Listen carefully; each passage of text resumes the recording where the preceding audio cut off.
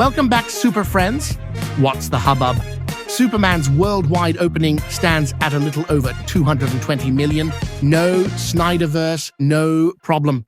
Aaron Fischer at one point said it may not even beat the DCEU Ezra Miller-led Flash movie who was cast by Zack Snyder. It's going to tank. Unless it's amazing, which I don't see happening, because we're going to talk about that trailer here in a minute. Here you go. More people. Someone posted this directly at me on Twitter. It said, cry harder. Superman Early Access Amazon Prime screenings became Fandango's best first-day ticket pre-seller year to date. Year to date. Guys, that same thing happened with The Flash. And look at what happened with The Flash. Which had an opening of 55 million. The Superman opening beat its entire domestic haul, actually. The Flash full domestic run was 108 million. Superman on just its domestic opening did 125 million. Yes, just the opening of Superman beat the entire run of The Flash. A flop simply hasn't happened yet. The criteria was it did an opening like The Flash or not even hit the low tracking figure, 90 million. It did 125 million opening domestically with good review score average.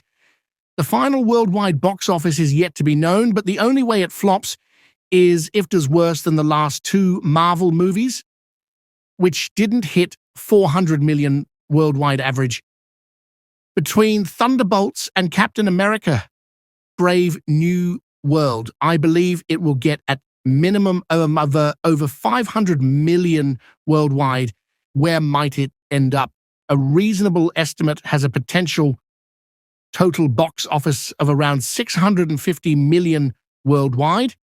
However, depending on some factors, the high range could go 50 to 75 million more if lower weekly drop percentages to get closer to the Batman run in the 700s. So here's some comparisons. You're like, isn't this going to be a Deadpool and Wolverine? That opened at 211, almost 100 million more, and was $1 billion movie. Got to a Billy, a beautiful Billy. But look at the first two Deadpool movies, kind of close to this one. 125 to 132 openings, they ended in the $700 million range. So maybe, and I think what's even more promising is the first Tom Holland Spider-Man movie. Look at that, 117 to 878. That's what I'd like to see happen here. If the competition is too high and the drop-off percentage is higher, then we can also see it go as low as the now confirmed break-even of 550 to 575 million. Typically, break-even is when the box office revenues cover the production budget. That is with a 2.5x multiplier. As we can safely assume, revenues post-theatrical, such as digital and TV licensing, will cover the marketing. Some also run the estimate to figure marketing by a 2.7x multiplier. That can underestimate all-in costs, as some marketing budgets are higher than others in big-budget movies especially, but it gives a range idea. Variety reported the Superman budget was 225 million production, the marketing was 100 million, and bulk of it was used in the last 6 weeks before release. Break-even is then industry calculated at a 2.5x, typically before marketing, which puts it at $562.5 million.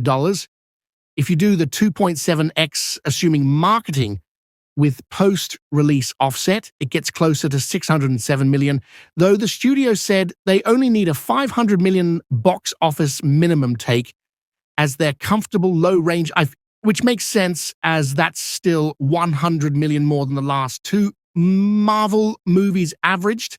This has caused the Snyder Bros argument shift from being a flop to, well, here is how Man of Steel really won.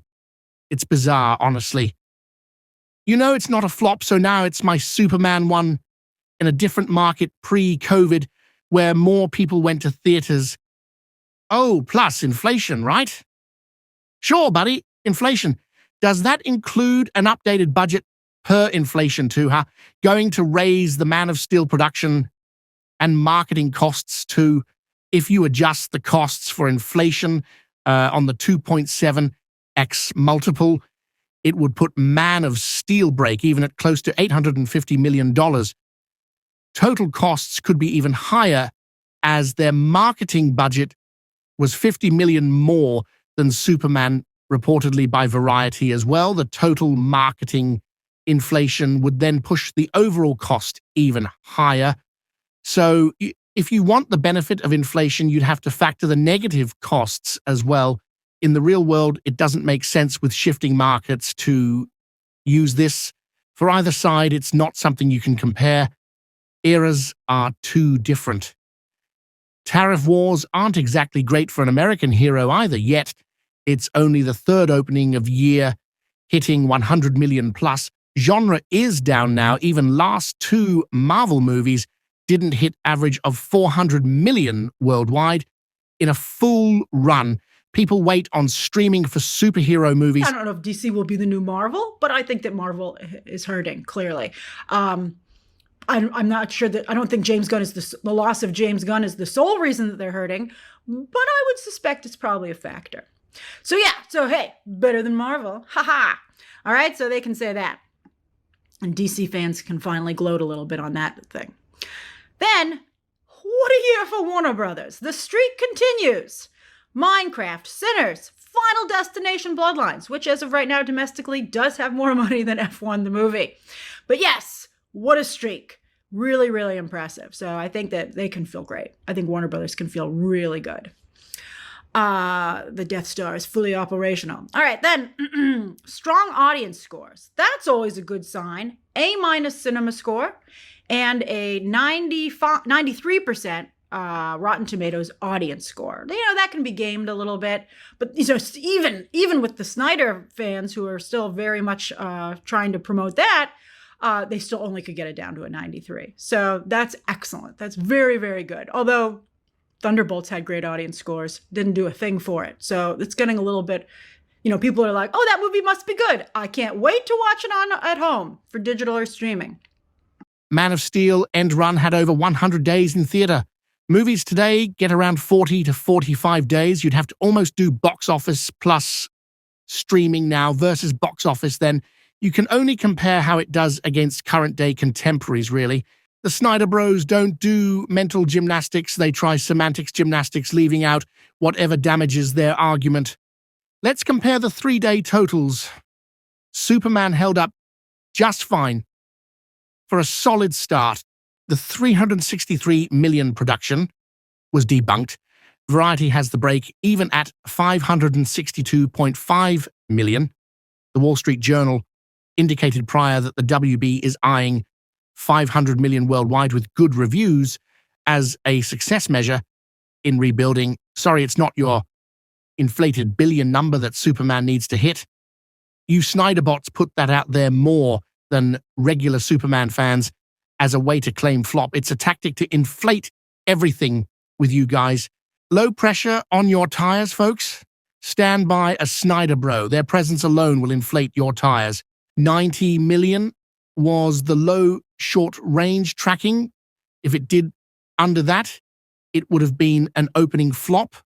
It exceeded that, of course, by a lot to avoid flopping.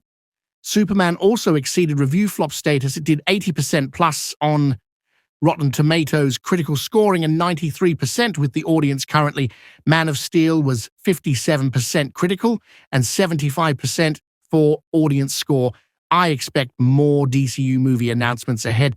The playbook you guys will try now. Obviously, it didn't flop. The fact it is so close, you are searching for angles to put MOS ahead. That means it didn't flop. Well, if you do, this Man of Steel goes up from 116 million and plus inflation and carry the remainder. You should have tried an argument of it could underperform, which I don't think it did. Check my past videos highlighting why it could be well reviewed and not a billion film, as it has challenges like overcoming reputation and rebuilding after failed DCEU. Instead, you placed a bet it would come in under low tracking or under the 90 million bar, and you look ridiculous now. The reviews and opening box office performed well enough that the DCU will have more projects hit green light status. The Restore Snyder movement is not even on life support. It's so dead and buried. You'll have to let it go at some point or live in denial. After Arnold Schwarzenegger's Batman movie, it kind of killed. It killed Batman. It killed the whole comic book genre for a couple of years. That's how bad that movie was. And nobody wanted to see Batman anymore. And again, let's look at this. This is Batman Begins. Grand total made $375 million worldwide, had a $48.7 million opening weekend for Batman Begins. That is the perfect analogy. What Warner Brothers really needed was to get Batman's image rehabilitated and to win people back to the idea of Batman movies. Because it was Batman and Robin before that, right? Yeah, there was Batman and Robin before that, which started the descent, and then there was the Arnold Schwarzenegger thing. So they went from 300 and something worldwide and a $48 million opening weekend to The Dark Knight, which made $1 billion and $158 million opening weekend. This is the playbook that Warner Brothers had been looking at. Again, I'm not saying that Superman's as good as The Dark Knight, but this was the movie they needed to reestablish and get things going again.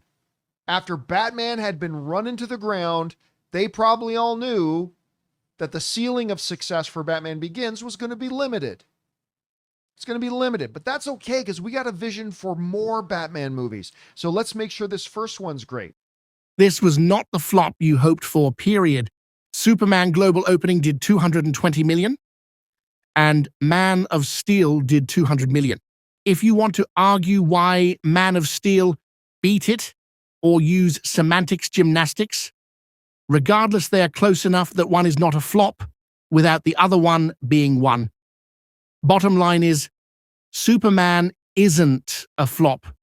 Critically reviewed, audience reviewed, or opening numbers, not a flop. Superman reviews were 80% plus on Rotten Tomatoes critical, over 90% audience score. Opening box office avoided being under the 90 million low-end tracking figure.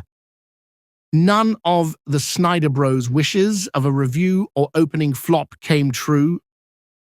DCU moves forward. It should be able to avoid coming in under last two Marvel movies worldwide. Box office, which failed to average 400 million total.